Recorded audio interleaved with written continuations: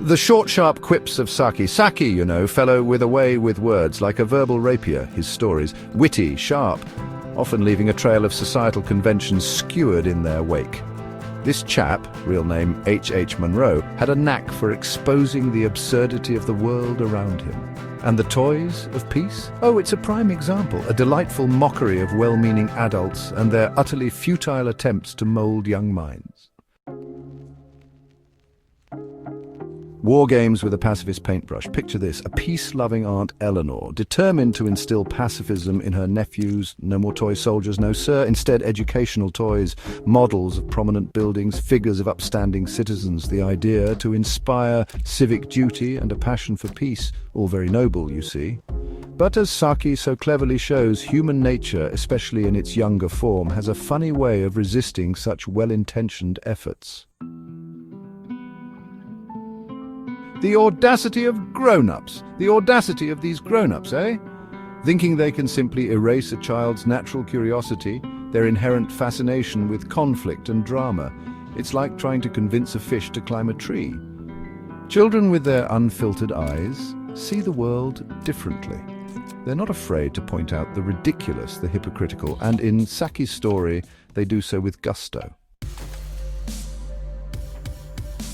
When toy soldiers go on strike, the nephews, you see, are a skeptical bunch, not quite buying into this new wave of pacifist playthings.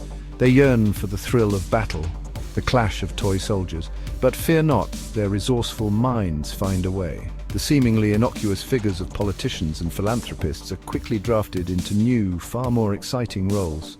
A peace conference transformed into a battlefield. Oh, the irony!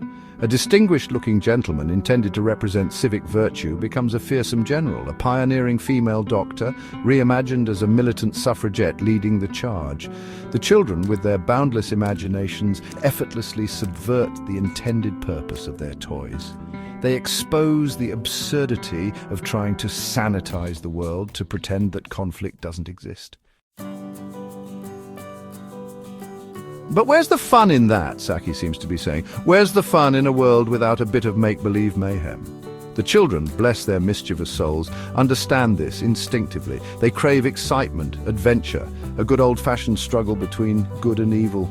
Trying to suppress this natural inclination is like trying to bottle sunshine. It's simply not going to end well. The untamable spirit of youth. The story is a testament to the untamable spirit of youth. These children, much like the rest of us, are hardwired to explore the full spectrum of human experience, even if it's just through the medium of play. They teach us a valuable lesson. Trying to impose a sanitized, unrealistic view of the world is a fool's errand. Saki's cynical chuckle. One can almost hear Saki chuckling to himself as he penned this tale. A cynical chuckle, perhaps, but one tinged with a certain fondness for the irreverence of children.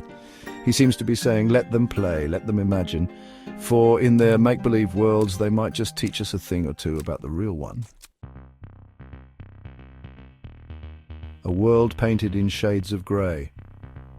Saki's The Toys of Peace is a delightful satire, a witty reminder that the world is not painted in black and white. It's a messy, complicated, often contradictory place, and sometimes the best way to navigate it is through the lens of a child's imagination.